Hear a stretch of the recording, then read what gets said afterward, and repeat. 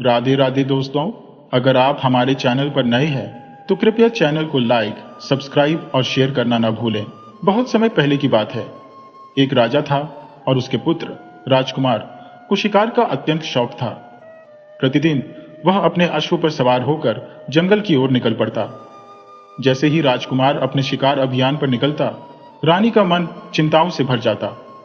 रानी सदा अपने पुत्र को सावधानी पूर्वक समझाती, बेटा, पूरब जाओ, पश्चिम जाओ या उत्तर की ओर भी भले ही कितनी दूर निकल जाओ, किंतु दक्षिण दिशा में कदम रखने का विचार भी मत करना। रानी के इस आग्रह के पीछे एक गंभीर कारण था। उन्हें ज्ञात था कि दक्षिण दिशा में अद्वितीय सुंदरता की स्वामिनी राजकुमारी लावा निवास करती है, जिसकी मोहब्बता ने न जाने कितने लोगों को अपना बना लिया था। रानी भयभीत थी कि यदि राजकुमार वहां गया तो वह उस अप्सरा सी सुंदरी का होकर रह जाएगा और अपनी मातृभूमि, परिवार, सब कुछ भूल बैठेगा। इसीलिए वे प्रतिदिन उसे यही सीख देती कि दक्षिण दिशा का रास्ता भूलकर भी मत लेना। राजकुमार अपनी माता के आदेशों का पालन करते हुए पूरब, पश्चिम और उत्तर दिशाओं में निर्भीकता से जाता, किंतु दक्षिण की दिशा का ख्याल तक अपने मन में नहीं लाता। परंतु जैसा कि मनोविज्ञान का स्वभाव है, बार बार किसी दिशा से बचने का आदेश मिलने पर राजकुमार के मन में उस दिशा को लेकर जिज्ञासा उत्पन्न होने लगी। आखिरकार एक दिन उसकी जिज्ञासा हद पार कर गई। उसने अपने अश्व की लगाम दक्षिण दिशा की ओर मोड़ दी। घने जंगलों से गुजरते हुए वह उस दिशा में जा पहुंचा जहां अनजान और अद्भुत दृश्य उसका इंतजार कर रहे थे। जंगल में पहुंचकर उसने अनगिनत तोतों का झुंड देखा। अपनी तीर कमान साधते हुए उसने निशाना लगाया। कई तोते उसके तीर की गति से घायल होकर धरती पर गिर पड़े। राजकुमार की यात्रा अब एक नया मोड़ लेने वाली थी। उसकी जिज्ञासा उसे उस दिशा में ले जा रही थी जहां उसके भाग्य की परीक्षा होना निश्चित था।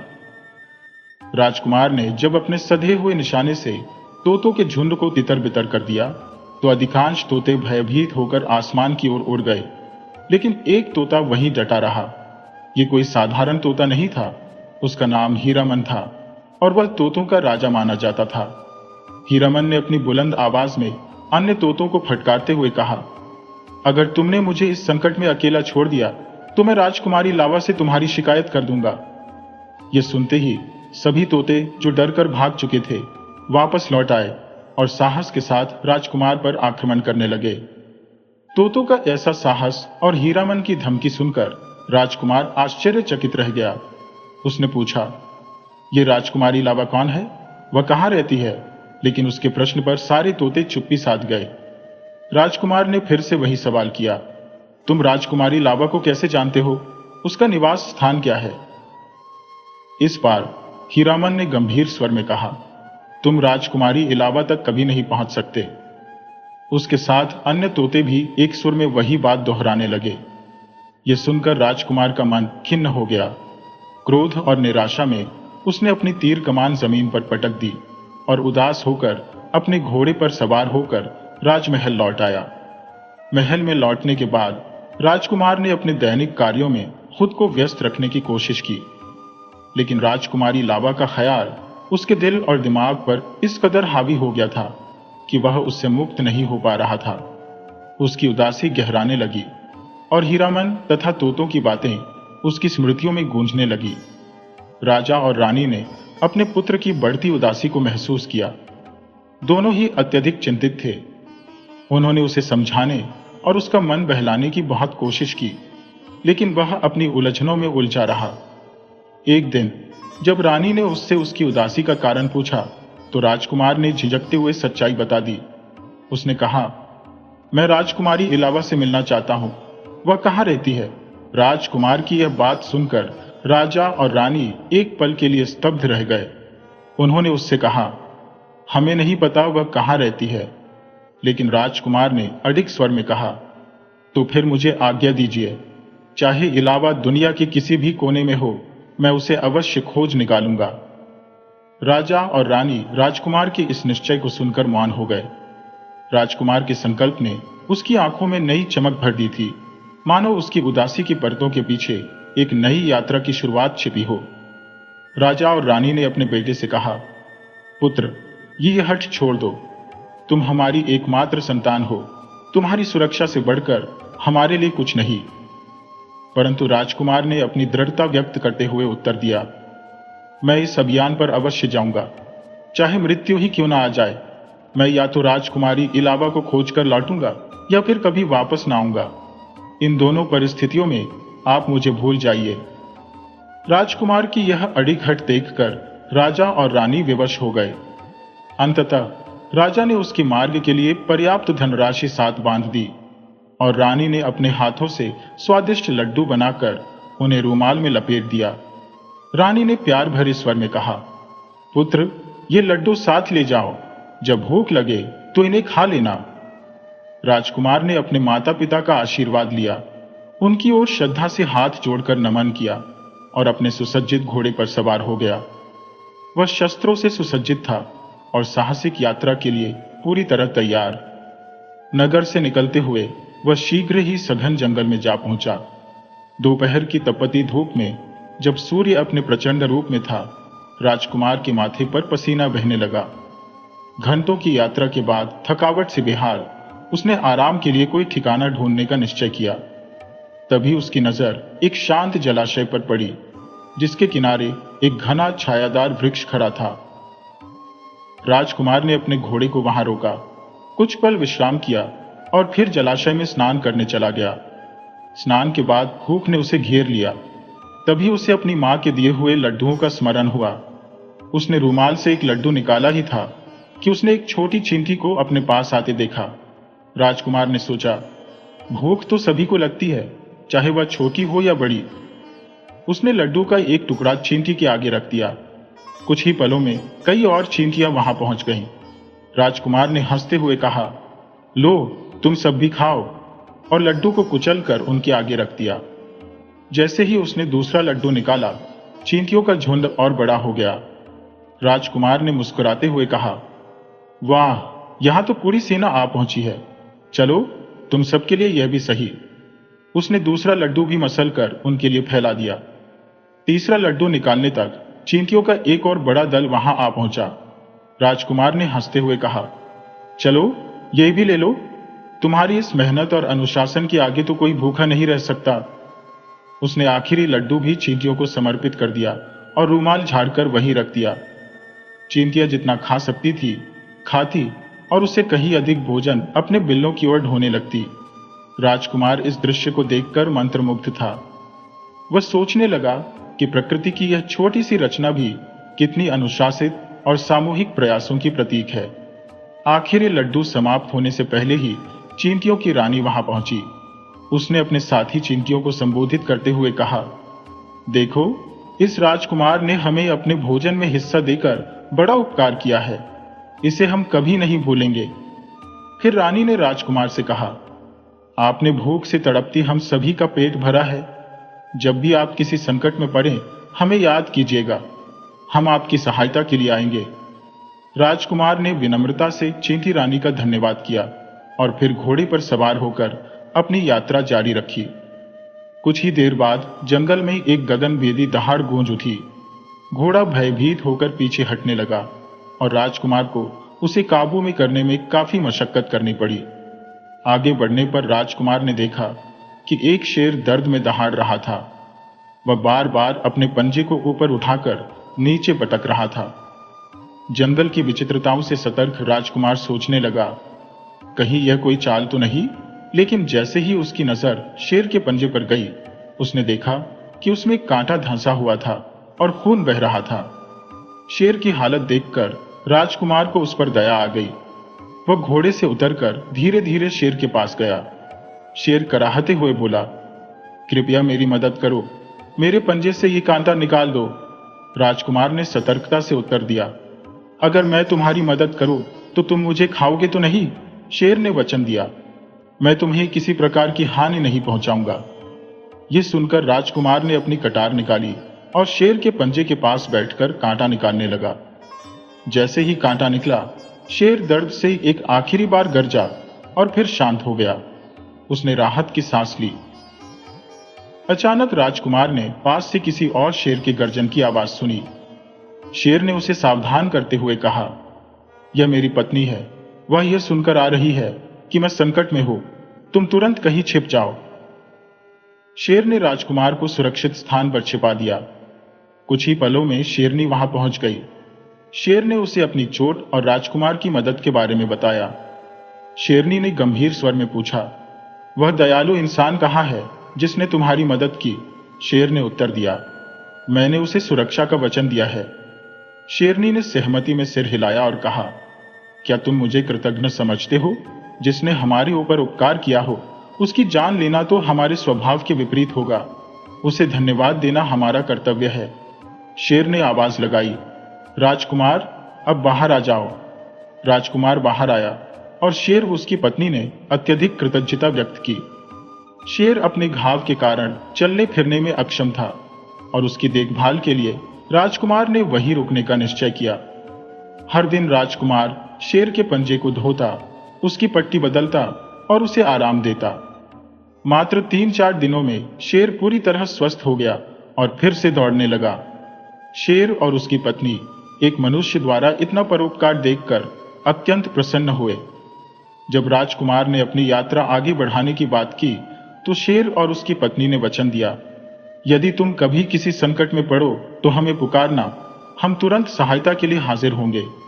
राजकुमार अपने घोड़े पर सवार होकर फिर से यात्रा पर निकल पड़ा। रास्ते में उसने दूसरे जंगल को पार कर लिया। अब वह तीसरे जंगल में पहुंचा, जो पहले के मुकाबले कहीं अधिक घना और रहस्यमयी था। मार्ग उबड़ खाबड़ और चुनौतीपूर्ण थे, लेकिन राजकुमार बिना रुके आगे बढ़ता रहा। चलते चलते उसने देखा कि 4 फकीर आपस में तीव्र वाद विवाद कर रहे थे। राजकुमार ने घोड़ा रोका और उनके पास पहुंचकर पूछा, तुम्हारे इस झगड़े का कारण क्या है? एक फकीर ने उत्तर दिया, हमारे गुरु स्वर्ग से धार चुके हैं और उन्होंने यह 5 वस्तुएं पलंग, थैला, कटोरा, छड़ी और रस्सी छोड़ दी है। इन चीजों को लेकर हम सभी में विवाद है। दूसरे फकीर ने बात काटते हुए कहा, इन वस्तुओं की उपयोगिता से तुम परिचित नहीं हो। ये मामूली वस्तुएं नहीं है बल्कि चमत्कारी है। ये पलंग ऐसा है कि जो भी इस पर बैठेगा वह पलक झपकते ही कहीं भी पहुंच सकता है। ये थैला इतना अद्भुत है कि जो भी इससे मांगोगे, भोजन, वस्त्र, आभूषण सब तुरंत उपलब्ध हो जाएगा। और यह कटोरा, यह पत्थर का दिखता है, पर इसमें प्यास बुझाने के लिए अमृत स्वादिष्ट जल सदा भरपूर होता है। राजकुमार ने गंभीर होकर पूछा, और यह छड़ी और रस्सी? फकीर ने कहा, यह रस्सी जिसे बांधने के लिए कहा जाएगा उसे बिना प्रयास जकड़ लेगी, और यह छड़ी जिसे मारने का आदेश दोगे उस पर टूट पड़ेगी, चाहे दुश्मन एक हो या 1000। चारों फकीर वर्षों से साथ थे। वे एक ही गुरु के शिष्य थे और साथ साथ आश्रम में पले बड़े थे, किंतु अब लालच और स्वार्थ ने उनकी मित्रता में दरार डाल दी थी। वे तय नहीं कर पा रहे थे कि कौन सी वस्तु किसे मिले। प्रत्येक अपनी अपनी पसंद की वस्तु पाने पर अड्डा हुआ था। राजकुमार ने उन्हें शांत करते हुए कहा, ठीक है, मैं इस विवाद का निर्णय करता हूं। मैं 4 अलग अलग दिशाओं में तीर छोड़ूंगा। जो तीर को सबसे पहले लेकर लौटेगा उसे यह पलंग मिलेगा। दूसरा तीर लाने वाले को यह थैला मिलेगा। इसी प्रकार तीसरा और चौथा तीर लेकर आने वालों को कटोरा और छड़ी रस्सी प्राप्त होगी। चारों ने राजकुमार के इस प्रस्ताव पर सहमति जताई और तीरों के लिए दौड़ पड़े। राजकुमार की शर्त सुनते ही चारों फकीरों ने अपनी सहमति जताई। इसके बाद राजकुमार ने अपने धनुष पर बाण चढ़ाया और पूरी ताकत से पहला तीर छोड़ दिया। चारों फकीर उसकी दिशा में दौड़ पड़े। जैसे ही पहले ने तीर उठाया, राजकुमार ने दूसरा तीर छोड़ा। दूसरे ने जैसे ही दूसरा तीर पकड़ा, राजकुमार ने तीसरा दाग दिया और ठीक उसी क्षण चौथा तीर भी छोड़ दिया। फकीर बदहवास होकर अलग अलग दिशाओं में दौड़ते रहे, तीरों को खोजने में व्यस्त हो गए। इस बीच राजकुमार ने अपने घोड़े से उतरकर जादुई कटोरा, थैला, रस्सी और छड़ी उठा ली। इसके बाद वह पलंग पर बैठ गया और आदेश दिया, हे जादुई पलंग, मुझे राजकुमारी इलावा के नगर पहुंचा दो। पलंग ने आदेश का पालन किया और उड़ान भरते हुए आसमान में ऊंचाई पर चढ़ गया। वह तब तक उड़ता रहा जब तक कि राजकुमार इलावा के नगर में नहीं पहुंच गया। जब पलंग जमीन पर उतरा तो राजकुमार ने राहगीरों से पूछा, क्या यह इलावा का नगर है? एक व्यक्ति ने उत्तर दिया। हाँ, ये वही नगर है। राजकुमार को अपने लक्ष्य के करीब पहुंचने का एहसास हुआ। वह नगर की सड़कों पर घूमता रहा। काफी देर तक इधर उधर भटकने के बाद वह एक छोटे से पुराने घर के सामने रुका। रात बिताने के लिए उसे एक सुरक्षित स्थान की आवश्यकता थी। दरवाजा खटखटाने पर एक वृद्धा बाहर आई। उसने कठोर स्वर में पूछा, तुम कौन हो और यहां क्यों आए हो, अजनबी? राजकुमार ने विनम्रता से उत्तर दिया, मैं एक मुसाफिर हूं, बहुत दूर से आया हूं। क्या मुझे यहां रात बिताने की जगह मिल सकती है? वृद्धा ने कड़क आवाज में जवाब दिया, बिल्कुल नहीं। राजा का सख्त आदेश है कि किसी बाहरी व्यक्ति को शरण न दी जाए। राजकुमार ने याचना करते हुए कहा, आप मेरी मां जैसी हैं।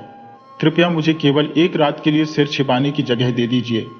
यदि आप मना करती हैं तो मुझे जंगल में लौटना होगा और वहां जंगली जानवर मुझे मार डालेंगे।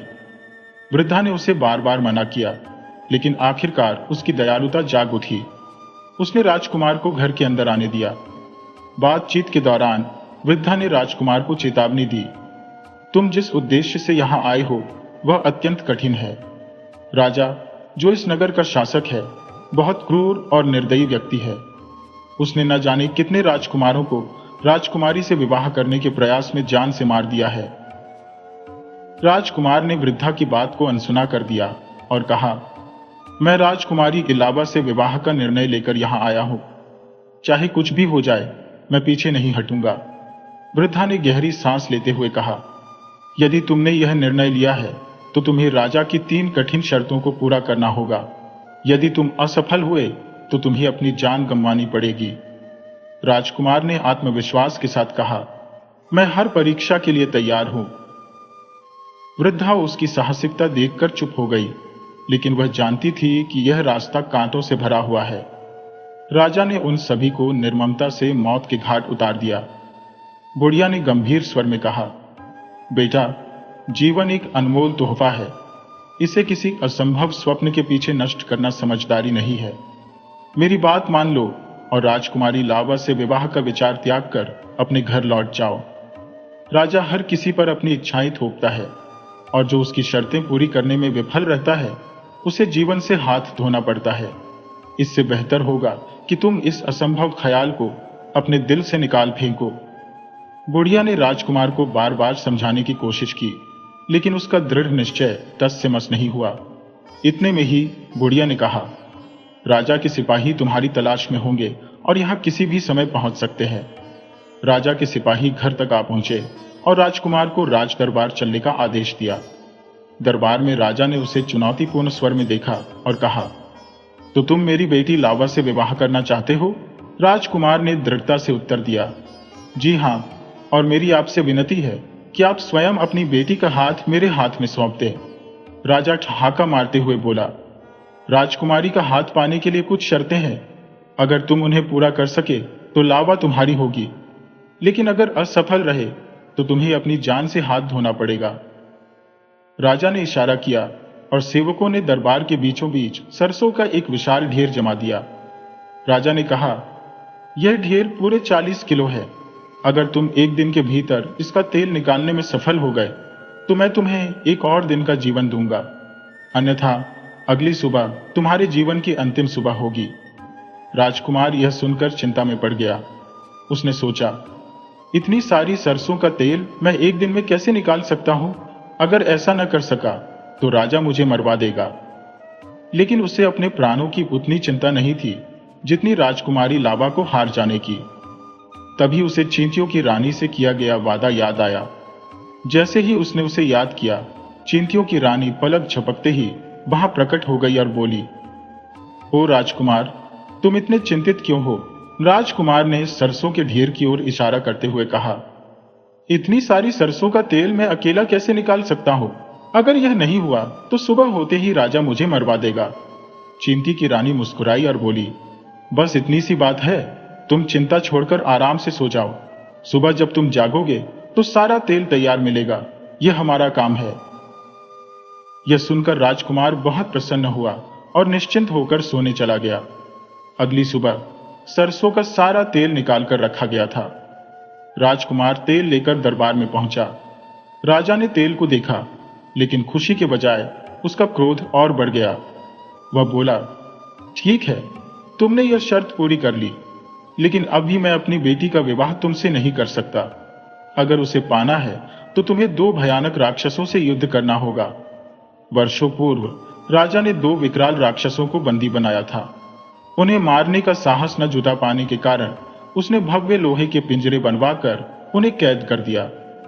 राजा को भय था कि यदि ये दैत्य बाहर निकल आए तो वे न केवल महल के निवासियों बल्कि समस्त प्रजा को भी निगल जाएंगे। इसलिए उसने यह कठिन शर्त रख दी कि जो कोई भी उसकी बेटी इलावा से विवाह करना चाहेगा, उसे पहले इन राक्षसों का अंत करना होगा। राक्षसों की इस विकराल चुनौती ने राजकुमार को चिंतित कर दिया। उसने निराशा में सोचा, भला मैं इन राक्षसों को कैसे परास्त कर सकता हूं? मेरी मृत्यु तो अब सुनिश्चित है। इसी बेचैनी के क्षण में उसे शेर की याद आई। शेर को स्मरण करते ही वह अपनी पत्नी के साथ उपस्थित हुआ और पूछा, राजकुमार, तुम इतने व्यथित क्यों हो? राजकुमार ने अपनी व्यथा व्यक्त की। राजा ने मुझे इन 2 राक्षसों से युद्ध करने का आदेश दिया है। वे अत्यंत भयानक है। मैं इन्हें कैसे हरा सकता हूं? शेर ने सांत्वना दी। चिंता मत करो राजकुमार, हम इनसे निपट लेंगे। शेर की यह बात सुनकर राजकुमार के भीतर साहस का संचार हुआ। उसने अपने झोले से 2 भव्य कटोरे निकाले। वे कटोरे सोने की नक्काशी और चांदी के बूते से सुशोभित थे। उनकी चमक इतनी तीव्र थी कि उन्हें सीधे देखना भी कठिन था। अगली सुबह शेर और उसकी पत्नी ने दरबार में उपस्थिति दी। राजा ने पूछा, तो क्या तुम राक्षसों से लड़ने के लिए तैयार हो? राजकुमार ने दृढ़ता से उत्तर दिया, हाँ, मेरे साथी शेर और उसकी पत्नी इन राक्षसों का सामना करेंगे। राजा ने सहर्ष अनुमति दी, क्योंकि उसका उद्देश्य राक्षसों से निजात पाना था। दोनों राक्षसों को पिंजरे से बाहर लाया गया और अखाड़े में छोड़ दिया गया। शेर और उसकी पत्नी ने अखाड़े में प्रवेश किया और एक भीषण युद्ध प्रारंभ हुआ। युद्ध की गर्जना से अखाड़ा गूंज उठा। शेर और उसकी पत्नी ने अपनी सामूहिक शक्ति से राक्षसों को परास्त कर दिया। जैसे ही राक्षसों ने दम तोड़ा, दरबार में जय जयकार गूंजने लगी, परंतु राजा का चेहरा निर्विकार बना रहा। उसने गंभीर स्वर में कहा, तुमने यह कार्य पूरा किया है, लेकिन अभी भी मैं अपनी बेटी का हाथ तुम्हें नहीं सौंप सकता। राजकुमार ने धैर्यपूर्वक पूछा, अब मुझे और क्या करना होगा?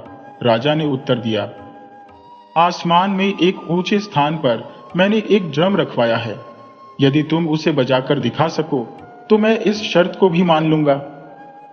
राजकुमार ने मन ही मन इसे आसान कार्य समझा।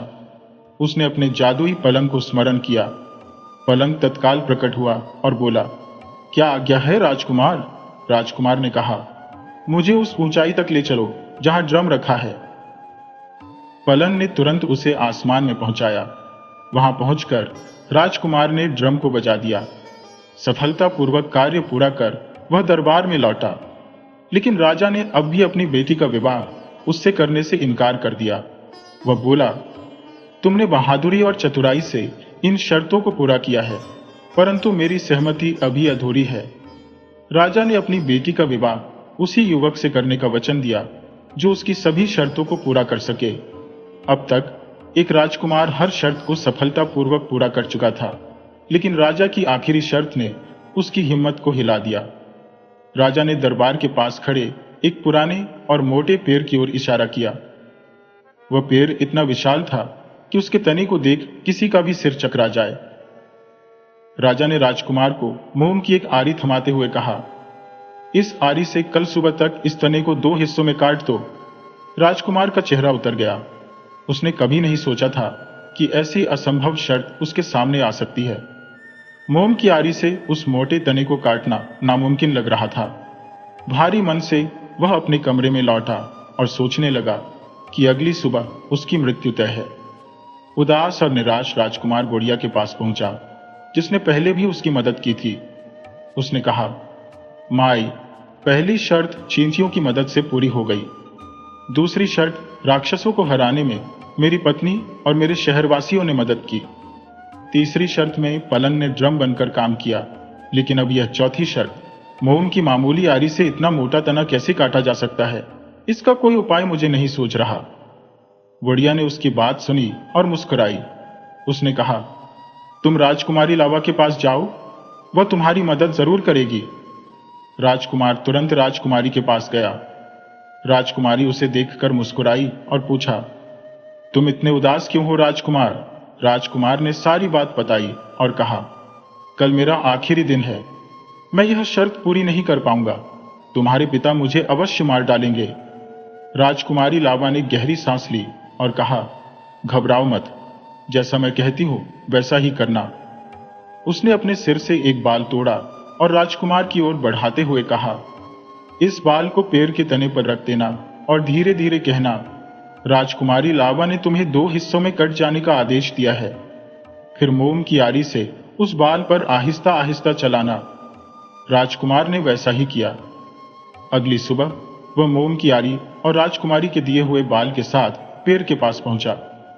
उसने बाल को तने पर रखा और धीरे से कहा, राजकुमारी लावा ने तुम्हें 2 हिस्सों में कट जाने का आदेश दिया है। फिर उसने मोम की आरी को बाल पर चलाना शुरू किया।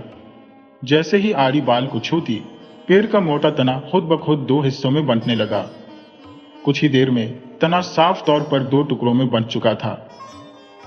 राजा यह चमत्कार देखकर दंग रह गया। उसकी खुशी का ठिकाना नहीं रहा। उसने राजकुमार को गले लगाते हुए कहा, तुमने मेरी हर शर्त पूरी कर दी। अब मैं वचन देता हूं कि मेरी बेटी लावा तुम्हारी पत्नी बनेगी। राजकुमार और राजकुमारी लावा का विवाह धूमधाम से हुआ और वे दोनों खुशी खुशी रहने लगे। इस तरह राजकुमार ने अपनी बुद्धिमत्ता और राजकुमारी लावा की सहायता से असंभव को संभव कर दिखाया। राजा ने अपने सिंहासन से उठकर राजकुमार को स्नेहपूर्वक गले लगाया और कहा, अब तुम मेरी पुत्री के साथ विवाह कर सकते हो। इसके बाद विवाह की तैयारियों का शुभारंभ हुआ। राजा ने अपने राज्य के सभी मित्र, राजाओं और प्रतिष्ठित जनों को समारोह में सम्मिलित होने का निमंत्रण भेजा। विवाह अत्यंत धूमधाम और वैभव के साथ संपन्न हुआ। उत्सव के कुछ दिन पश्चात राजकुमार ने अपनी पत्नी से कहा, क्या अब हमें अपने देश लौटना चाहिए? राजकुमारी लावा के पिता ने उनके प्रस्थान की समुचित व्यवस्था की। उन्होंने उन्हें बहुत से उपहारों से लाद दिया। शक्तिशाली घोड़े, बहुमूल्य हीरे, जवाहरात और सोने चांदी से भरे संदूक। इस बात का भी प्रबंध किया गया कि उनके मार्ग में कोई विघ्न या संकट न आए। राजकुमार और राजकुमारी ने यात्रा आरंभ की। मार्ग में उन्हें घने जंगल से होकर गुजरना पड़ा। यह जंगल डाकुओं के आतंक का केंद्र था। जैसे ही डाकुओं ने देखा कि कोई राजकुमार और राजकुमारी भारी मात्रा में धन संपत्ति लेकर जा रही है, उन्होंने लूटपाट की योजना बनाई। डाकुओं की संख्या अत्यधिक थी, जबकि राजकुमार के साथ गिनती के सैनिक थे। जब डाकुओं ने आक्रमण किया तो राजकुमार तनिक भी विचलित नहीं हुआ। वह अपने धैर्य और चातुर्य के लिए विख्यात था।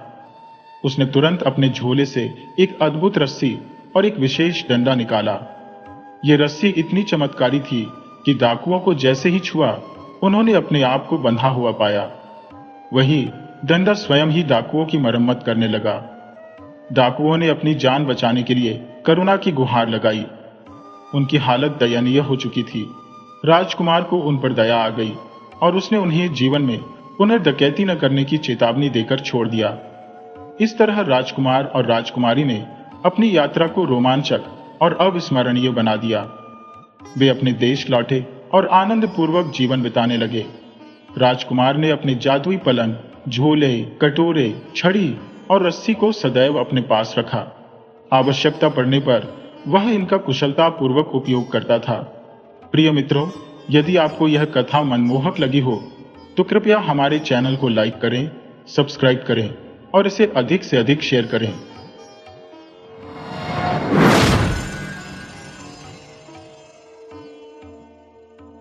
श्री राधे राधे मित्रों, आज मैं आपको एक किसान और उसके ऊंट की दिलचस्प दास्तान सुनाने जा रहा हूं। यदि आप हमारे चैनल पर नए हैं तो कृपया इसे लाइक करें, सब्सक्राइब करें और इसे अधिक से अधिक शेयर करें। यह कथा बहुत पहले की है, जब एक छोटे से गांव में एक अत्यंत निर्धन किसान रहा करता था। उसकी गरीबी इतनी थी कि दिन रात कठोर परिश्रम करने के बाद भी वह बड़ी मुश्किल से अपने परिवार के लिए एक वक्त का भोजन जुटा पाता। उसके पास एक ऊंट और एक ऊँटनी थी जो हर कठिनाई में उसका साथ देते। किसान इन्हीं के सहारे अन्य लोगों के खेतों में हल चलाता और मेहनत मजदूरी करके अपना गुजारा करता था। लेकिन एक दुर्भाग्यपूर्ण दिन ऊंट गंभीर बीमारी की चपेट में आ गया और काल के गाल में समा गया। ऊँटनी उस समय गर्भवती थी। ऊँट की मृत्यु और परिवार के लिए भोजन की चिंता ने किसान को गहरे विषाद में डाल दिया। फिर भी उसने हिम्मत नहीं हारी। उसने वर्षों से बंजर पड़े अपने खेत को ऊँटनी की मदद से जोतने का कठिन निर्णय लिया। ऊँटनी के सहारे उसने खेत में दिन रात पसीना बहाया और अपनी अथक मेहनत से फसल उगाने में कामयाब रहा। परंतु यह परिश्रम ऊँटनी की सेहत पर भारी पड़ा। गर्भवती होने के कारण उसका शरीर इतनी मेहनत सहन नहीं कर पाया और वह बीमार पड़ गई। कुछ समय बाद ऊँटनी ने एक सुंदर बच्चे को जन्म दिया, लेकिन जन्म के तुरंत बाद वह इस दुनिया से विदा हो गई। इस घटना ने किसान को पूरी तरह तोड़कर रख दिया। वह फूट फूट कर रोया और खुद को दोष देने लगा। उसे लगता था कि यदि उसने गर्भवती ऊँटनी से इतना कठिन परिश्रम नहीं करवाया होता तो शायद वह जीवित रहती। गांव वालों ने उसे समझाया कि मृत्यु जीवन की अपरिहार्य सच्चाई है और जो होना तय है वह होकर ही रहता है। धीरे धीरे किसान ने खुद को संभाला और कसम खाई कि वह ऊँटनी के बच्चे को अपने बेटे की तरह पालेगा। उसने ऊँट के बच्चे को बड़े स्नेह और जिम्मेदारी से पाला। वह उसे अपने बच्चे की तरह प्यार करता और उसका परिवार भी उस बच्चे को एक सदस्य की तरह मानने लगा। समय बीतता गया और ऊँट का बच्चा बड़ा होकर एक मजबूत और जवान ऊँट बन गया। अब वह ऊँट किसान का हर कार्य संभालने में उसकी मदद करता। वह खेतों को जोतने, माल ढोने और अन्य कामों में पूरी लगन से सहयोग करता। गांव के लोग किसान और उसके ऊँट के बीच इस विशेष संबंध को देखकर अचंभित होते थे। किसान, जिसने अपनी कड़ी मेहनत और साहस से विपरीत परिस्थितियों को हराया, अपने जीवन की इस नई शुरुआत के लिए आभारी था। एक दिन किसान अपने ऊँट के साथ कहीं जा रहा था। मार्ग में रात गहराने लगी और सघन अंधकार छा गया। अचानक कुछ डाकुओं ने किसान को घेर लिया और उस पर आक्रमण कर दिया। तभी किसान का ऊँट अपनी फुर्ती और साहस का परिचय देते हुए आगे आया। ऊँट ने डाकुओं पर आक्रामक प्रहार किया और उन्हें वहां से भागने पर मजबूर कर दिया। ऊँट की इस अद्भुत वफादारी और बहादुरी ने किसान का हृदय और भी ज्यादा जीत लिया। अब किसान अपने ऊँट का पहले से भी अधिक ध्यान रखने लगा। वह ऊँट भी ऐसा मेहनती था कि दिन भर के श्रम के बाद भी कभी थकावट नहीं दिखाता था। उसकी मेहनत और निष्ठा के कारण किसान ने अच्छा पैसा कमाया और धीरे धीरे एक संपन्न व्यक्ति बन गया। यह ऊँट इतना समझदार था कि वह अपने मालिक की पगचाप से ही भांप लेता था कि अब उसे कौन सा कार्य करना है। जब गांव के सरपंच को इस असाधारण ऊँट के बारे में पता चला तो उसने उसे देखने की तीव्र इच्छा व्यक्त की और किसान के पास पहुंच गया। सरपंच ने जब ऊँट को देखा तो वह उसकी अद्वितीयता से प्रभावित हो गया। उसके मन में उस ऊँट को खरीदने की लालसा जाग उठी। उसने ऊँट की कीमत उस समय के किसी भी ऊंचे मूल्य से 700 गुना अधिक लगा दी। उस वक्त एक ऊँट की औसत कीमत मात्र 100 रुपये थी, पर सरपंच ने उसे 70,000 रुपये की पेशकश की। ये राशि उस दौर में बेहद विशाल मानी जाती थी, किंतु किसान ने यह प्रस्ताव ठुकरा दिया।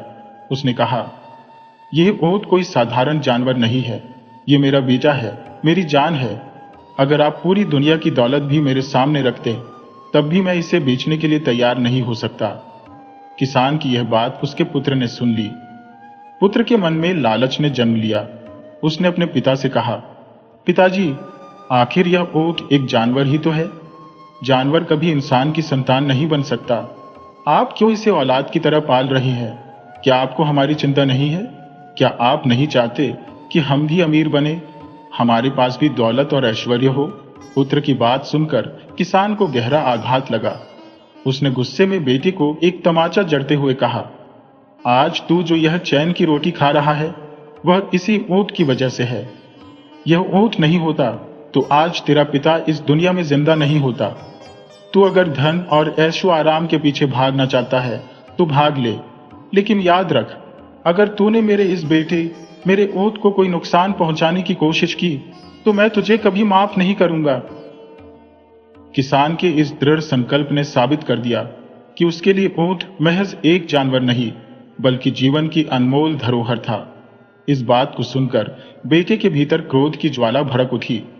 उसे महसूस हुआ कि उसके पिता ऊंट को उससे अधिक महत्व देते हैं।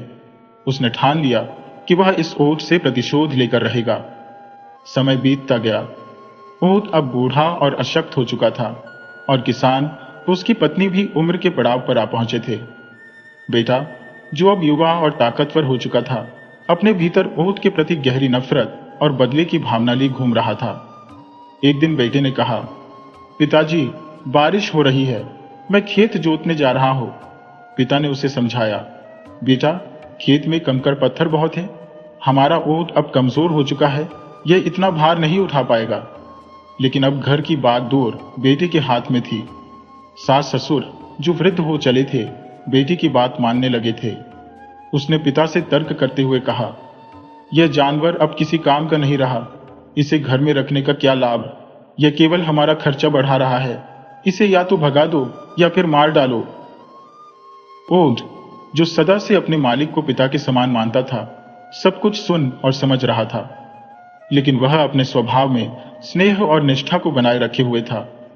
वह खड़ा हुआ और खेत की ओर चल पड़ा। पिता ने उसे रोकने की कोशिश की, लेकिन उसकी आंखें भर आई। वह जानता था कि ऊंट अब अशक्त था, फिर भी उसने कुछ नहीं कहा। बेटा, जिसने केवल ऊंट से प्रतिशोध लेने की ठान रखी थी, खेत में हल चलाने का बहाना लेकर पहुंच गया। उसने ऊंट को हल में जोत दिया और बारिश में पत्थरीली जमीन जोतनी शुरू कर दी। ऊंट, जो अब बूढ़ा और कमजोर था, फिर भी अपनी पूरी ताकत लगाकर काम करने लगा। उसकी सांसें भारी हो रही थी, परंतु उसने रुकने का नाम नहीं लिया। बेटा जानबूझकर ऊंट पर चाबुक बरसाता रहा। उसे जमीन की कठोरता या ऊंट की हालत की परवाह नहीं थी। ऊंट हर चोट को सहते हुए अपना काम करता रहा। उसकी सहनशीलता अडिग थी, क्योंकि उसने अपने मालिक के प्रति वफादारी को कभी भी डगमगाने नहीं दिया। वह जानता था कि यह वही किसान है जिसने उसे अपनी संतान समझा, उसकी हर जरूरत का ख्याल रखा। पथरीली जमीन और भारी बारिश में भी ऊंट तब तक हल खींचता रहा जब तक उसकी शक्तियां पूरी तरह जवाब नहीं दे गईं। बेटा ऊंट को मारता रहा, लेकिन ऊंट की आत्मा में कहीं भी नफरत या बदले की भावना नहीं थी। उसने हर दर्द को सहते हुए अपनी आखिरी सांस तक अपने मालिक के प्रति वफादारी निभाई। ज्यादा तेज दौड़ने के कारण ऊंट का पैर अचानक फिसल गया और वह जमीन पर गिर पड़ा। इस हादसे में उसकी रीढ़ की हड्डी टूट गई, लेकिन निर्दयी किसान का बेटा उसे अब भी जबरन खड़ा करने के लिए मारता रहा। दर्द और पीड़ा से तड़पता ऊंट जोर जोर से चिल्लाने लगा। उसकी दर्द भरी दहाड़ सुनकर किसान दौड़ता हुआ खेत की ओर भागा। वहां पहुंचकर उसने जो दृश्य देखा, वह उसकी आत्मा को झकझोर देने वाला था। किसान ने गुस्से से अपने बड़े बेटे को जोरदार धक्का दिया और उसे ऊंट के पास से हटा दिया। ऊंट की टूटी रीढ़ को देखकर किसान की आंखें भर आई। उसने अपने बेटे को कड़ी डांट लगाई और उसे बुरा भला कहने लगा। मां भी यह सब देखकर कूट फूट कर रोने लगी। वह ऊंट को वहीं छोड़कर आ गया था, लेकिन किसान ने उसे किसी तरह सहारा देकर घर ले जाने का निर्णय लिया। ऊंट अब पूरी तरह अशक्त हो गया था। वह चलने फिरने तक में असमर्थ था और दर्द के मारे कभी कभी जोर से चिल्ला उठता। किसान उसकी हर संभव देखभाल करता, लेकिन ऊंट की हालत दिन ब दिन खराब होती जा रही थी। यह देखकर किसान का बेटा और अधिक खिन्न हो गया। वह ऊंट से छुटकारा पाने की ठान चुका था। एक दिन उसने घर की बंदूक उठाई और ऊंट को मारने के लिए निशाना साधने लगा, लेकिन तभी किसान ने यह देख लिया और बंदूक के सामने खड़ा हो गया। उसने कहा, अगर तू इसे मारना चाहता है तो पहले मुझे मार दे। मैं अपने बेटे के समान इस ऊंट को अपनी आंखों के सामने मरते हुए नहीं देख सकता। बेटा क्रोध में चिल्लाया, यह जानवर अब हमारे किसी काम का नहीं रहा। यह केवल खर्च बढ़ा रहा है और रात को शोर मचाकर हमारी नींद हराम कर देता है। अगर यह तुझे इतना ही प्रिय है तो इसे लेकर कहीं दूर चला जा, लेकिन इसे इस घर से निकाल। यह घर अब मेरा है। किसान ने दर्द भरे मन से कहा, ठीक है, मैं, तेरी मां और यह लाचार ऊंट इस घर से चले जाएंगे, तू यहाँ रह और जैसा चाहे वैसा कर। किसान ने ओट को सहारा देकर खड़ा किया और उसे अपने पुराने बंजर खेत में ले गया। वहां उसने घास फूस की एक झोपड़ी बनाई और ओट के साथ उसी वीरान जगह पर रहने लगा। ओट, जिसने अपनी अंतिम सांस तक किसान के प्रति वफादारी निभाई, अब भी उसी झोपड़ी में किसान का स्नेह पाता रहा। किसान ने अपनी संतान के बजाय अपने वफादार साथी को अपनाना अधिक उचित समझा। किसान, उसकी पत्नी और उनका वफादार ओट वही खेत के पास की झोपड़ी में जीवनयापन करने लगे। कुछ दिनों बाद इस संघर्षपूर्ण कथा का पता गांव के सरपंच को चला। सरपंच को ओट की वफादारी और किसान की कठिनाई देखकर गहरा दया भाव उत्पन्न हुआ। सरपंच ने अपने सामर्थ्य से किसान की हर संभव सहायता करने का बीड़ा उठाया। उसने शहर से एक कुशल पशु चिकित्सक को बुलाया जो ओट की बीमारी का इलाज करने लगा। पशु चिकित्सक ने भी पहले ओट की दशा देखकर कुछ मानसल स्वार्थ दिखाया, लेकिन सरपंच की सख्ती और नेक दिली के आगे झुकना पड़ा। सरपंच ने किसान को कुछ आर्थिक मदद भी प्रदान की, जिससे ओट का बेहतर इलाज और देखभाल संभव हो सकी। दिन रात के प्रयासों और उपचार के बाद ओट शीघ्र ही पूरी तरह स्वस्थ हो गया, मानो उसके शरीर में फिर से नया जीवन संचारित हो गया हो। ओट के स्वस्थ होने पर किसान ने सरपंच को हृदय से धन्यवाद दिया। उसने अब अपने पुराने जीवन को नए सिरे से शुरू किया, लेकिन ओट से अधिक श्रम लेने का विचार छोड़ दिया। किसान ने केवल उतना ही काम किया जिससे उसका घर चल सके। ओट अपनी असाधारण समझदारी और कुशाग्रता के लिए मशहूर हो गया। वह इंसानों की बातें सहजता से समझ लेता और उन्हें कार्य में परिणत कर देता। इस अद्वितीय गुण के कारण गांव के लोग उसे देखने और अपने छोटे मोटे काम करवाने किसान के पास आने लगे। ओट के इन कारनामों ने किसान की आर्थिक स्थिति को पहले से कहीं अधिक सुदृढ़ बना दिया। उस बेटे की दुर्गति तब शुरू हुई जब उसने अपने माता पिता और उनके वफादार ओट को घर से बाहर निकाल दिया। जब गांव वालों को यह ज्ञात हुआ कि उसने अपने बुजुर्ग माता पिता और उनके साथी ओट पर अत्याचार किया, तो समाज ने उसे बहिष्कृत कर दिया। वह जहां भी काम की तलाश में जाता, हर कोई उसे तिरस्कार पूर्वक भगा देता।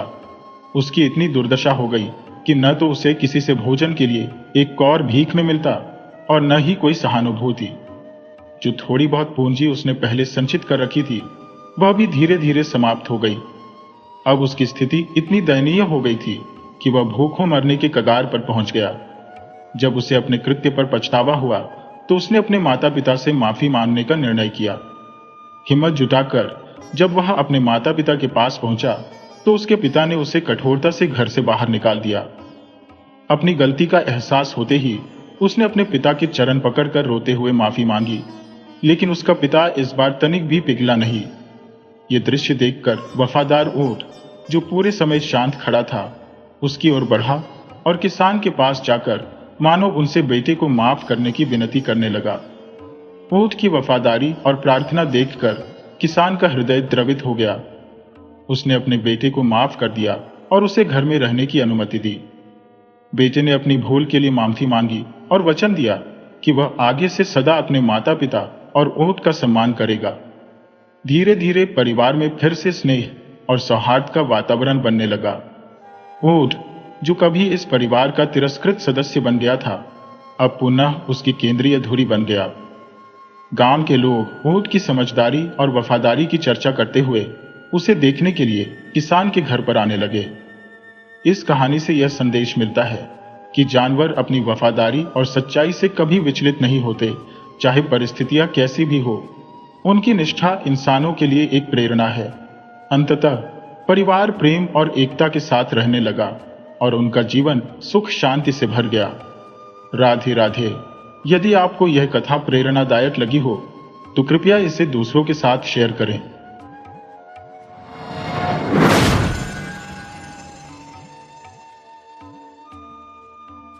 किसी समय की बात है, रूपनगर नामक एक देश था जहां एक राजा राज्य किया करता था। राजा का एक मंत्री था जो राजकाज में राजा को सलाह दिया करता था। राजा का बेटा और मंत्री का बेटा दोनों आपस में गहरे मित्र थे। एक दिन राजकुमार प्रीतसेन और मंत्री का बेटा सुलोचन शिकार खेलने जंगल गए। दोपहर हो चुकी थी और दोनों को तीव्र प्यास लग रही थी। घोड़े दौड़ाते हुए वे पानी की तलाश करने लगे, लेकिन काफी खोजबीन के बाद भी पानी नहीं मिला। प्यास के मारे राजकुमार की हालत खराब हो रही थी। सुलोचन ने कहा, राजकुमार, आप किसी पेड़ के नीचे आराम कीजिए, मैं आपके लिए पानी ढूंढ कर लाता हूं। यह कहकर सुलोचन पानी की तलाश में निकल पड़ा। थोड़ी देर बाद वह एक बगीचे में पहुंचा जहां एक कुआं था। सुलोचन ने जल्दी जल्दी कुएं से पानी निकाला, पहले अपनी प्यास बुझाई और फिर बाल्टी में पानी भरकर राजकुमार के पास ले गया। जब वह वापस लौटने लगा तभी उसकी नजर कुएं की दीवार पर बनी एक लड़की की तस्वीर पर पड़ी।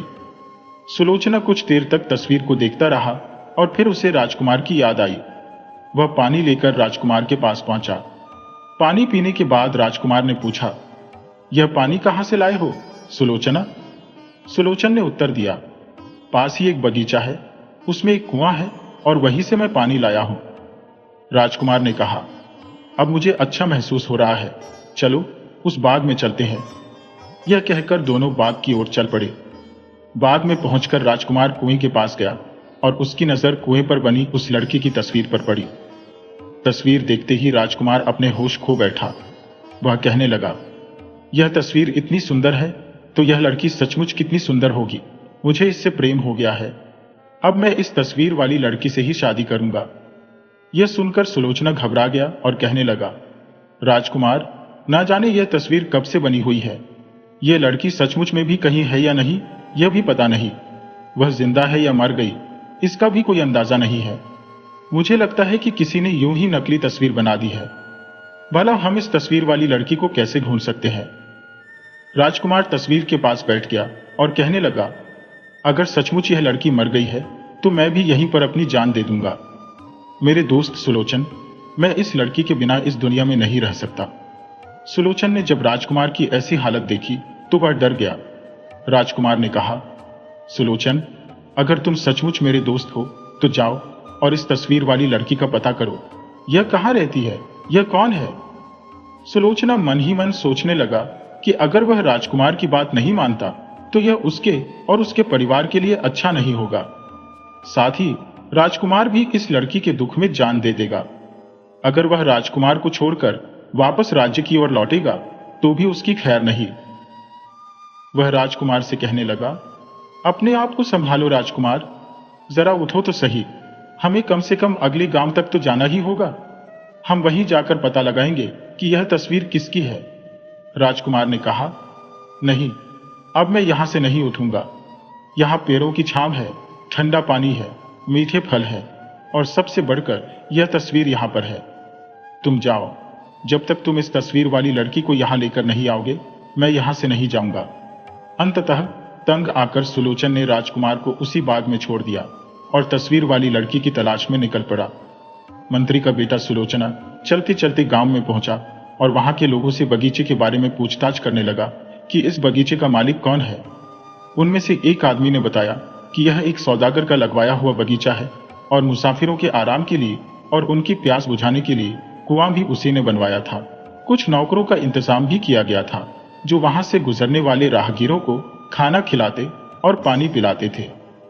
इन सारे कामों का खर्च सौदागर खुद अपनी जेब से भरता था। जब एक दिन वह नेक दिल सौदागर मर गया तो उसके बेटे नालायक और निकम्मे निकले। उन्होंने नौकरों को निकाल दिया और बगीचे की देखभाल करना भी छोड़ दिया। सुलोचन ने पूछा, क्या मैं उस सौदागर के बेटे से मिल सकता हूं? अगर आपको उनका ठिकाना मालूम है तो मुझे वहां ले चलें। वह आदमी सुलोचन को सौदागर के घर ले आया।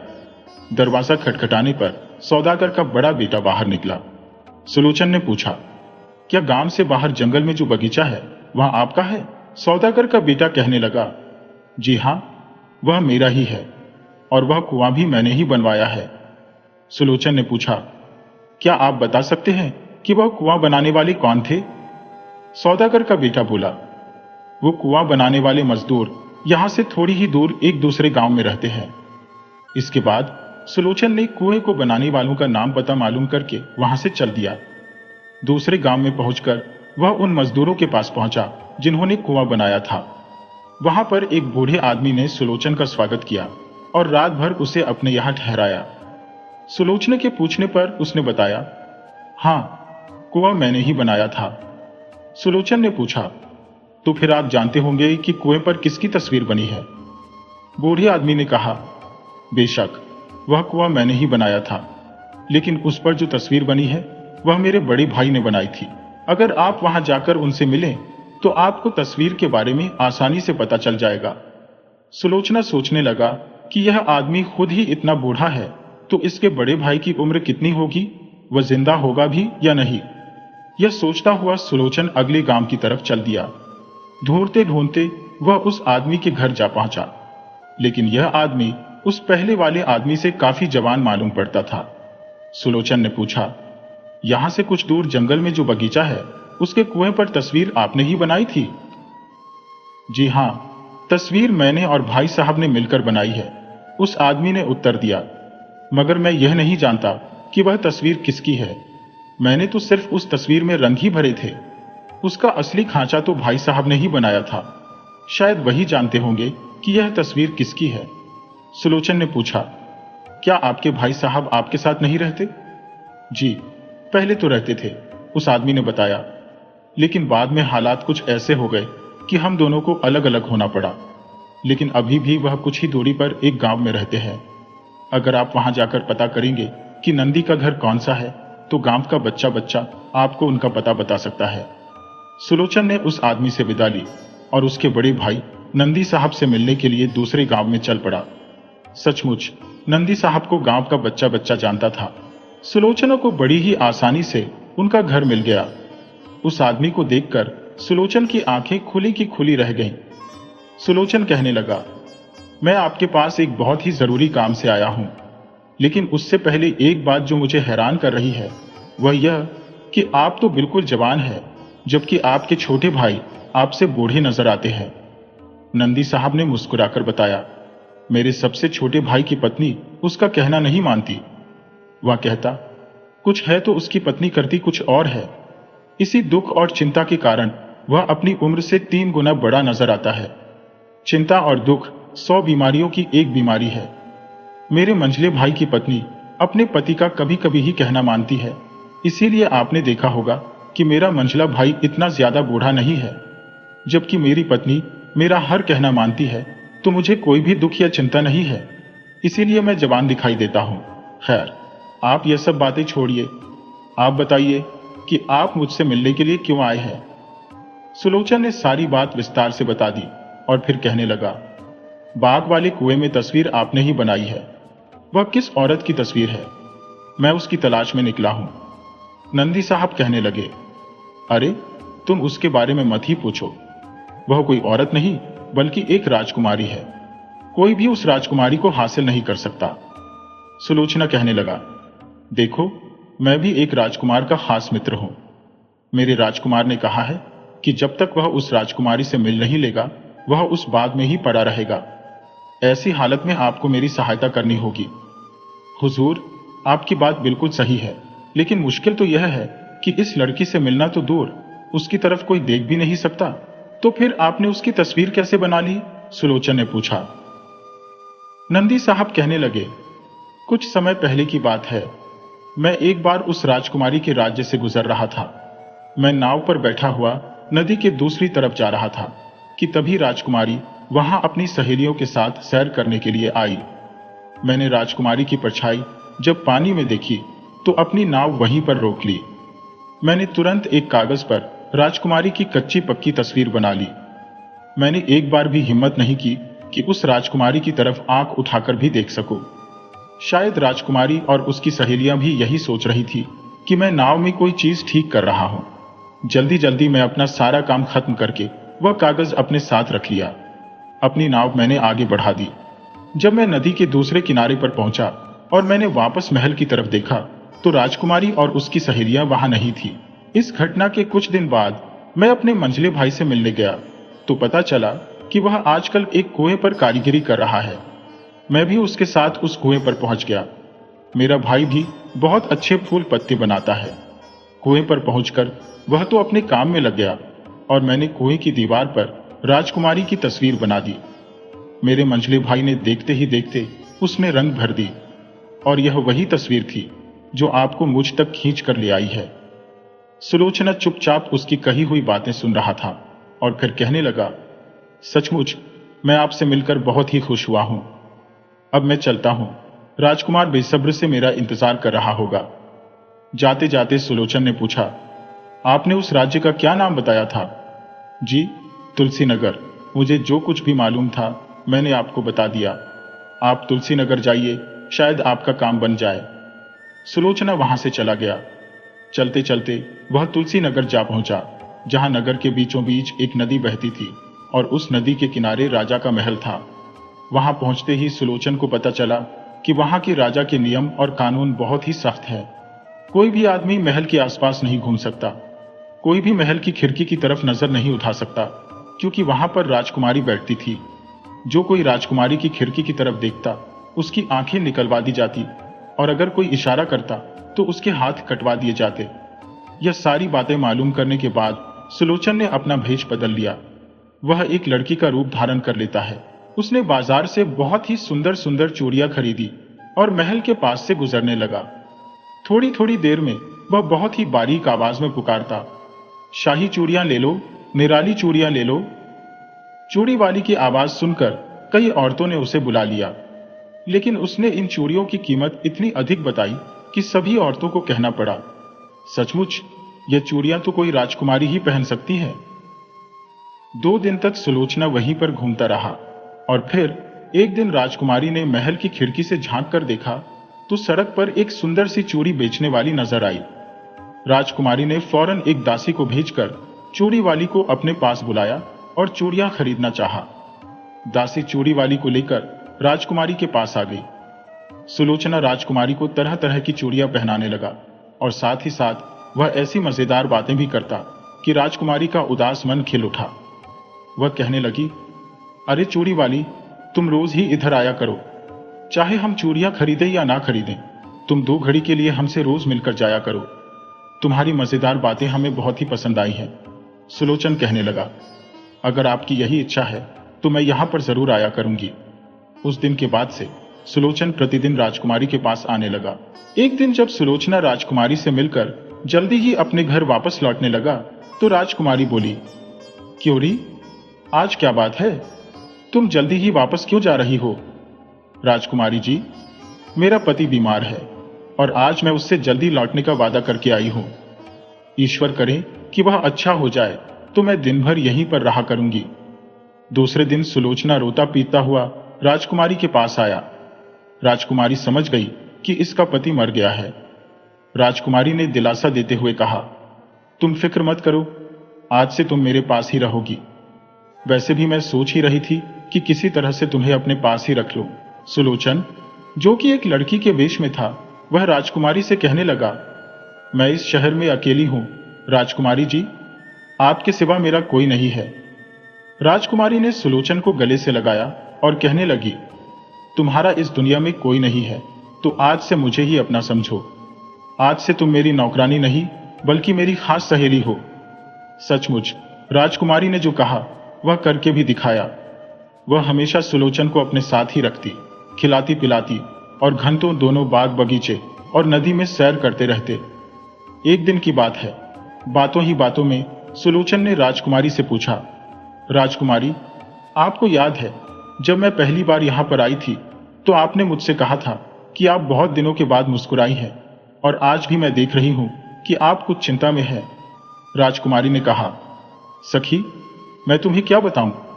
उस निर्दय और दुष्ट आदमी ने आज अपना एक दूत भेजकर पिताजी से शादी की तारीख जल्दी से जल्दी निश्चित करने की बात कही है। वह दुष्ट आदमी यहां से 200 कोस दूर एक राज्य का राजा है। वह उम्र में मुझसे कहीं ज्यादा बड़ा और बूढ़ा है। उसकी सेना बहुत ही शक्तिशाली है। पिताजी को डर है कि अगर उन्होंने शादी से मना कर दिया तो वह दुष्ट राजा हमारे राज्य पर चढ़ाई कर देगा। पिछले 2 सालों से पिताजी उसे टालते आ रहे हैं, लेकिन आज उसने अपना एक दूत भेजकर आखिरी फैसला मांगा है। यह कहते कहते राजकुमारी सुलोचना से लिपटकर रोने लगी। सुलोचन ने कहा, क्या इसका कोई समाधान नहीं है? नहीं, बिल्कुल भी नहीं। अगर यह बात है तो चलो हम इस नगर से भाग जाते हैं, सुलोचन ने कहा। राजकुमारी ने कहा, अरे बेवकूफ, हम दोनों औरतें भागकर जाएंगी कहां? यहां पर इतना सख्त पहरा है कि न तो कोई अंदर आ सकता है और न ही बाहर जा सकता है। अगर हम यहाँ से निकलने में कामयाब हो भी गई तो हम दोनों अकेली औरतें कहाँ पर जाएंगी? सुलोचन ने कहा, अगर आप मुझ पर विश्वास करें तो मैं आपको एक ऐसे देश में ले चलूंगी जहां पर सब शांति प्रिय लोग रहते हैं और वहां का राजकुमार भी बहुत ही सुंदर है। उसी वक्त कमरे में एक नौकरानी दाखिल हुई और कहने लगी, राजकुमारी जी, महाराज पूछ रहे हैं कि आज चांदनी की रात है, क्या नाव का इंतजाम किया जाए, नदी से पहरे हटा दिए जाए? यह सुनकर राजकुमारी चुप ही रह गई। लेकिन तभी सुलोचना ने कहा, चमेली, नाव का इंतजाम तो जरूर होना चाहिए। आज तो राजकुमारी बहुत ही उदास है। चांदनी रात और उसमें नाव की सैर तो उनके दिल को बहला देगी। नौकरानी चली गई तो राजकुमारी ने कहा, सखी, तुमने बिना वजह ही नाव की सैर का इंतजाम क्यों करवा दिया? मेरा मन आज किसी भी काम में नहीं लगेगा। लेकिन सुलोचना किसी तरह से राजकुमारी को मनाकर नदी के पास ले आया। वहां पर एक छोटी सी नाव हिचकोले खा रही थी। दूर दूर तक चांदनी फैली हुई थी और नदी का चमकता हुआ पानी साफ साफ दिखाई दे रहा था। पहरेदार को वहां से हटा दिया गया था। सुलोचना राजकुमारी को लेकर नाव में बैठ गया और बाकी नौकरानियों को यह कहकर वापस भेज दिया कि राजकुमारी आज अकेली ही सैर के लिए जाएंगी। सुलोचन नाव को अकेले ही धीरे धीरे धकेलने लगा। वे दोनों धीरे धीरे नाव में आगे बढ़ने लगे। तभी राजकुमारी ने कहा, अरे सखी, तुम किस तरफ जा रही हो? हमारे राज्य की सीमा तो यहां पर खत्म होने वाली है। सुलोचन ने एक बार राजकुमारी को मुस्कुराकर देखा और फिर नाव को आगे ही आगे बढ़ाता गया। कुछ ही देर बाद नाव दूसरे किनारे पर लग गई। सुलोचन कहने लगा, आइए राजकुमारी जी, इस जंगल की सैर करते हैं। राजकुमारी बोली, ऐसा लगता है कि मेरे साथ साथ आज तुम्हारा भी दिमाग काम नहीं कर रहा। एक तो मैं न जाने अकेली इस जगह पर कैसे पहुंच गई, ऊपर से तुम कहती हो कि इस जंगल की सैर करें। चलो जल्दी नाव में बैठो, हमें वापस चलना चाहिए। लेकिन सुलोचन ने राजकुमारी का हाथ खींचकर किनारे पर उतार लिया और पूछने लगा, अच्छा राजकुमारी जी, यह बताइए कि दुनिया में आपको सबसे अधिक प्रेम किससे है? राजकुमारी बोली, मेरे पिताजी से। सुलोचन फिर से बोला, और उसके बाद आपको सबसे प्यारा कौन है? राजकुमारी ने इस सवाल के बारे में कुछ देर तक सोचा और फिर कहने लगी, सचमुच मुझे पिताजी के बाद सबसे प्यारी तुम हो। इसी दौरान वे दोनों बातें करते करते जंगल के काफी अंदर तक आ चुके थे और राजकुमारी इस बात से बेखबर थी। सुलोचन ने कहा, अगर मैं तुमसे बिछड़ जाऊं तो? ऐसा मत कहो, मैं तुम्हारे बिना एक दिन के लिए भी जिंदा नहीं रह सकती। तब सुलोचन कहने लगा, मैं आपकी सखी नहीं बल्कि सखा हूं। यह कहकर वह जोर जोर से हंसने लगा। उसने अपने सिर से नकली बाल निकाल डाले और दुपट्टा सिर से फेंक दिया। वह राजकुमारी के सामने अपने असली रूप में आ गया। राजकुमारी अचानक हुए इस परिलाव को बर्दाश्त न कर सकी और चीख मारती हुई बेहोश हो गई। सुलोचन उसको कंधे पर उठाकर एक पेड़ के नीचे लेटा देता है और फिर सुबह होने का इंतजार करने लगा। सुबह जब राजकुमारी को होश आया तो वह पलक झपकते हुए सुलोचन को देखने लगी। सुलोचन राजकुमारी के सामने हाथ जोड़कर खड़ा था और कहने लगा, मुझे माफ कर दीजिए राजकुमारी जी, मैं बहुत ही शर्मिंदा हूं। मैंने आपके साथ धोखा किया है। पिछले कई दिनों से मैं औरत का भेष बनाकर आपके साथ चल रहा था और चालाकी से आपको यहां पर ले आया। मैं इस बात के लिए बहुत ही शर्मिंदा हूं। मैं आपका अपराधी हूं, लेकिन मैंने यह सब अपने एक दोस्त के लिए किया है। सुलोचन ने देखा कि तभी राजकुमारी की आंखों से आंसू बह रहे थे। राजकुमारी कहने लगी, मुझे इस बात का दुख नहीं है, बल्कि दुख तो इस बात का है कि जब मेरे पिताजी को पता चलेगा कि मैं नाव में बैठकर गायब हो गई हूं तो वह क्या सोचेंगे? सुलोचना कहने लगा, सोचना क्या है? वह यह सोचेंगे कि तुम और मैं नदी में डूबकर कहीं मर गए हैं। यह तो और भी ज्यादा बुरी बात होगी। वह मेरे दुख में रोते रोते अपने प्राण त्याग देंगे और वो दुष्ट राजा, उसे कहां विश्वास होगा कि मैं मर गई हूं। वो तो उसी वक्त पिताजी के राज्य पर चढ़ाई कर देगा, उन्हें तबाह कर देगा। तुमने जो भी किया बहुत ही बुरा काम किया। सुलोचना कहने लगा, मैं रूपनगर के मंत्री का बेटा हूं। वहां का राजकुमार मेरा बहुत ही अच्छा मित्र है। हम दोनों एक बार रूपनगर पहुंच जाए तो उस दुष्ट राजा का भी इंतजाम कर देंगे। आओ तुम कुछ खा लो, फिर हम रूपनगर की तरफ चलेंगे। सुलोचना और राजकुमारी ने जंगल से कुछ कच्चे पक्के फल तोड़े और उनको खाकर अपनी भूख मिटाई। फिर आगे चलने को तैयार हो गए। सुलोचन ने कहा, मैं आपको उठा लेता हूं। नहीं, अब मैं होश में हूं और तुम जहां तक चलोगे मैं भी साथ चलूंगी। इसके बाद दोनों अपने सफर पर चल पड़े। चलते चलते आखिर वह उसी बगीचे में जा पहुंचे जहां पर राजकुमार कुएं के पास बैठा हुआ था। राजकुमार ने जब राजकुमारी को सामने से आते देखा तो वह हैरान रह गया कि तस्वीर में दिखने वाली लड़की उसके सामने खड़ी थी। राजकुमारी एक अजनबी को अपने सामने देखकर घबरा सी गई। तभी सुलोचना वहां पर आया और राजकुमारी से कहने लगा, राजकुमारी जी, यह मेरा सबसे गहरा मित्र और रूपनगर का राजकुमार है। यह कहकर वह पैरों के पीछे कहीं गायब हो गया। राजकुमार राजकुमारी के पास आया। इससे पहले कि राजकुमार कुछ बोल पाता, राजकुमारी कहने लगी, मैं अभी बहुत ही थकी हुई हूं। राजकुमार ने राजकुमारी को एक जगह पर बिठा दिया। इतने में सुलोचन बगीचे से कुछ फल तोड़कर ले आया, साथ ही एक पात्र में पानी भी ले आया। यह सब उसने राजकुमार और राजकुमारी के आगे रख दिया। वह राजकुमार से कहने लगा, अब मेरा काम खत्म हो चुका है, परंतु आपका कर्तव्य अभी बाकी है। तुलसी नगर पर पड़ोसी दुष्ट राजा ने चढ़ाई कर दी होगी और हमें तुरंत राजकुमारी जी के पिताजी की सहायता के लिए पहुंचना चाहिए। इसके बाद सुलोचन ने सारी बात राजकुमार को विस्तार से बता दी। राजकुमार तुरंत गरजता हुआ खड़ा हुआ और अपनी तलवार निकालकर कहने लगा, हम उस दुष्ट राजा की ईंट से ईंट बजा देंगे। वे तीनों रूपनगर की तरफ चल पड़े। रूपनगर के राजा अपने बेटे के दुख में दुखी हो रहे थे। जब उन्होंने उसे जीवित देखा तो बहुत ही खुश हुए। सारी बात जानकर राजा ने अपनी विशाल सेना राजकुमार के हवाले कर दी। राजकुमार अपनी विशाल और बहादुर सेना के साथ तुलसी नगर की तरफ चल दिया। उसका अंदेशा बिल्कुल सही निकला। दुष्ट पड़ोसी राजा ने तुलसी नगर पर आक्रमण कर दिया था, लेकिन बहादुर राजकुमार ने अपनी विशाल सेना की सहायता से दुष्ट पड़ोसी राजा को युद्ध के मैदान में मौत के घाट उतार दिया। तुलसी नगर के राजा को जब अपनी जीत की खबर मिली तो वह बहुत ही खुश हुए। अपनी बेटी को जिंदा देखकर उन्होंने उसे गले से लगाया और फिर राजकुमारी ने अपने पिता को सारी बात बताई।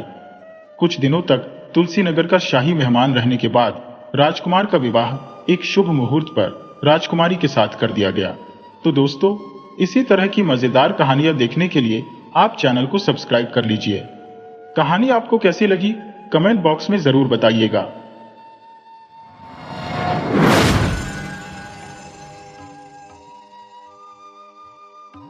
पुराने जमाने की बात है। धर्मपुर नाम के एक गांव में कर्मवीर नाम का एक सुनार रहता था। उसका काम सिर्फ सोना बेचना ही नहीं, बल्कि अगर किसी जरूरतमंद को जरूरत पड़ती तो वह अपना सोना उसके पास गिरवी रखकर उन्हें ब्याज पर पैसे भी दे देता था। एक दिन की बात है, मयूर नाम का एक आदमी सुनार के पास आया और कहने लगा, सेठ जी नमस्कार, मेरा नाम मयूर है। मुझे अपने घर के खर्च के लिए कुछ धन की आवश्यकता है। मुझे मालूम हुआ है कि आप सोना गिरवी रखकर ब्याज पर पैसे देते हैं, इसीलिए मैं आपके पास आया हूं। सुनार ने कहा, तुमने बिल्कुल ठीक सुना है। मैं कर्ज के रूप में धन दे दूंगा, लेकिन तुम्हारी कोई भी कीमती वस्तु मेरे पास गिरवी रखनी होगी। बताओ, तुम्हारे पास ऐसी कोई वस्तु है? मयूर बोला, सेठ जी, मुझे यह बात पता है, इसीलिए मैं अपने साथ अपने पुश्तैनी गहनों में से एक सुंदर हार लेकर आया हूं। आप इसे अपने पास गिरवी रख लीजिए और मुझे धन दे दीजिए। ठीक है, दिखाओ तुम अपना पुश्तैनी हार, सुनार ने कहा। इसके बाद सुनार ने मयूर से वह गहने लेकर उनकी जांच करने लगा।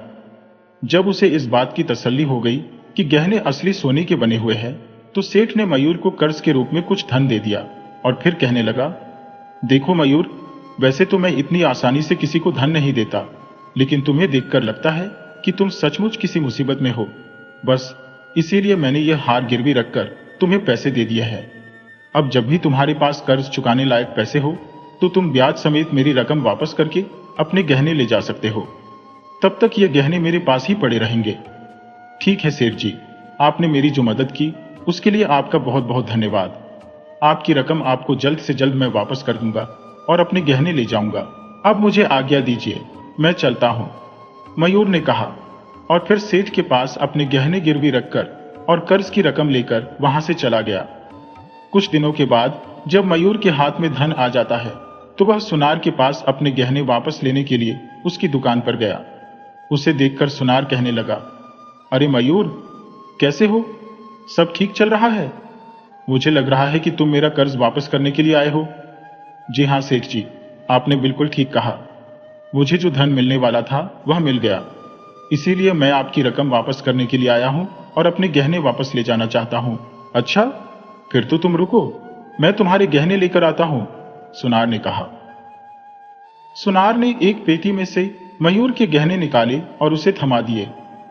फिर जो रकम कर्ज के रूप में दी गई थी वह ब्याज समेत सुनार को लौटा दी गई। जो गहने मयूर को वापस किए गए उन्हें देखकर मयूर के मन में कुछ संदेह पैदा होने लगा और वह सुनार से कहने लगा, सेठ जी, लगता है आपसे कोई गलती हो गई है। ये गहने वह नहीं है जो मैंने आपको दिए थे। मेहरबानी करके आप मुझे मेरे वाले गहने दे दीजिए। मयूर की बात सुनकर सुनार को कुछ गुस्सा आ गया और वह कहने लगा, अरे भाई, मैं भला तुम्हारे साथ ऐसा क्यों करने लगा? मैं किसी और के गहने तुम्हें क्यों देने लगा? मैं इतने सालों से व्यापार कर रहा हूं, तुम्हें क्या लगता है, क्या मुझे इतनी भी समझ नहीं है? चुपचाप अपने गहने लो और यहां से चलते बनो। सेठ जी, मैं सच कहता हूं, वो मेरे पुश्तैनी गहने हैं और उनके ऊपर मेरे दादाजी का नाम ही लिखा हुआ था। इसीलिए मैं पूरे विश्वास के साथ कह सकता हूं कि यह वो गहने नहीं है जो मैंने आपको दिए थे। इन क्या कहा? गहनों के ऊपर तुम्हारे दादाजी का नाम लिखा हुआ था, लेकिन तुमने यह बात मुझे नहीं बताई। देखो, तुमने यही गहने मुझे देकर पैसे उधार लिए थे। जैसे तुम बता रहे हो वैसा कोई भी गहना मेरे पास नहीं है। एक तो तुम्हें मुसीबत में देखकर तुम पर तरस खाकर मैंने तुम्हें कर्ज दिया और तुम मुझ पर ही दोष लगा रहे हो। इस तरह से वह सुनार मयूर पर चिल्लाने लगा और उसे वहां से जाने पर मजबूर कर दिया। मयूर बड़े ही दुखी मन से दुकान से निकलता है। रास्ते में वह एक दूसरे सुनार की दुकान में गया और कर्मवीर सुनार ने जो गहने उसे दिए थे उन्हें दिखाकर कहने लगा, मैंने एक सुनार से यह गहने लिए हैं। क्या आप इनकी जांच करके मुझे बता सकते हैं कि इन गहनों की क्या कीमत है? हाँ, क्यों नहीं, मैं जरूर बता सकता हूं। लाओ, दिखाओ तो वो गहने, दूसरे सुनार ने कहा। मयूर ने वो जेवर उस जौहरी को दे दिए। गहनों को अच्छी तरह से जांचने के बाद वह जौहरी कहने लगा, बेटा, यह गहने तुम्हें जिसने भी दिए हैं उसने तुम्हें धोखा दिया है, क्योंकि यह गहने सोने के नहीं है, बल्कि यह तो नकली गहने हैं। बिल्कुल नकली, इनकी कुछ भी कीमत नहीं है। यह आप क्या कह रहे हैं सेठ जी? एक बार फिर से ध्यान से देखिए। अरे भाई, बार बार देखने से नकली सोना असली तो नहीं बन जाएगा। यह सोना नकली ही है। जिसने भी तुम्हें यह दिया है उसे वापस लौटा दो। जौहरी के ऐसा कहने पर मयूर को अब सारी बात समझ में आने लगी थी और उसे कर्मवीर सुनार पर बहुत ही गुस्सा आ रहा था, क्योंकि उसने मयूर के असली गहने चुराकर नकली गहने उसे थमा दिए थे। मयूर उसी समय नगर के राजा के दरबार में हाजिर होता है। उसने कर्मवीर सुनार की शिकायत महाराज से करते हुए कहा, महाराज, मेरा नाम मयूर है और मैं एक मजबूरी के कारण अपने दादाजी के पुश्तैनी गहने कर्मवीर नाम के एक सुनार के पास गिरवी रखकर उससे कुछ धन कर्ज के रूप में लिया था। इसके बाद मयूर ने अपनी सारी आपबीती राजा को बता दी। महाराज ने उसी समय कर्मवीर सुनार को अपने दरबार में बुलाया और फिर उससे प्रश्न किया, कर्मवीर, यहां पर जो नौजवान तुम्हारी शिकायत लेकर आया है, तुम्हें इसके बारे में क्या कहना है? कर्मवीर ने कहा, महाराज, न जाने कितने ही लोग अपने मुश्किल समय में गहने गिरवी रखकर मुझसे कर्ज ले जाते हैं, लेकिन इस नौजवान के अलावा आज तक किसी ने मुझसे ऐसे बात नहीं की। महाराज, जब उन लोगों के पास पैसे आ जाते हैं तो वे अपना कर्ज चुकाकर अपने गहने वापस ले जाते हैं। आप ही बताइए महाराज, अगर मुझे छल कपट ही करना होता तो मैं केवल इस व्यक्ति के साथ ही क्यों करता? महाराज कहने लगे, तुम जो कह रहे हो वह बात भी ठीक है। और फिर महाराज ने मयूर से कहा, मयूर, इस व्यापारी ने तुम्हारे साथ छल किया है। क्या तुम्हारे पास इस बात का कोई सबूत या कोई गवाह है? मयूर कहने लगा, महाराज, जो गहने मैंने इन्हें दिए थे उन पर मेरे दादाजी का नाम लिखा हुआ था और वह शुद्ध सोने के थे, लेकिन कर्जा चुकाने के बाद इन्होंने मुझे नकली गहने दे दिए। जब मैंने वह गहने दूसरे जौहरी के पास जांच करवाए तो उस जौहरी ने मुझे बताया कि वह गहने नकली थे, उन पर मेरे दादाजी का नाम भी नहीं लिखा हुआ था। अब आप ही बताइए महाराज, इसके अलावा और क्या सबूत दे सकता हूं? महाराज ने सुनार से पूछा, तो कर्मवीर, जैसा मयूर ने कहा है, क्या इसके गहनों पर इसके दादाजी का नाम लिखा हुआ था? क्या यह सच है? सुनार कहने लगा, मुझे इसके बारे में कुछ भी नहीं मालूम। गहने देते समय इसने ऐसी कोई बात भी नहीं की थी और ना ही मैंने इस बात पर ध्यान दिया था। ऐसा लगता है कि किसी ने नकली गहने गिरवी रखकर मुझसे पैसे लिए थे, क्योंकि मैंने वही गहने वापस लौटाए हैं जो इसने मुझे दिए थे। मैंने इसके साथ कोई छल नहीं किया महाराज, बल्कि उल्टा इसी ने मेरे साथ विश्वासघात किया है। नकली सोना देकर इसने मुझसे कर्ज लिया। महाराज ने कहा, तुम दोनों की बातें सुनकर मुझे किसी पर भी विश्वास नहीं हो रहा, लेकिन मयूर ने जो गहने गिरवी रखे थे वह असली हैं या नकली, इस बात का कोई भी प्रमाण नहीं है। इसीलिए तुम दोनों यहां से जा सकते हो। परिस्थितियों को देखते हुए महाराज ने बिना कोई फैसला लिए उन दोनों को वहां से जाने का आदेश दिया। महाराज की बात सुनकर सुनार तो बहुत ही खुश था और वह अपने घर की तरफ चल दिया, लेकिन मयूर अपने असली गहने खो देने के कारण बहुत ही दुखी मन से वहां से गया।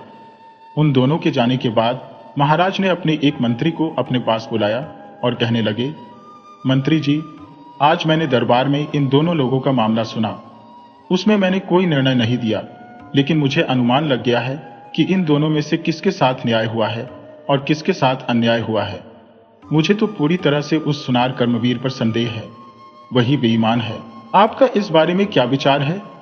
मंत्री कहने लगा, महाराज, हमारे पास इस समय किसी भी तरह का कोई प्रमाण नहीं है, तो क्या आप मुझे बता सकते हैं कि आपको सुनार पर संदेह क्यों है?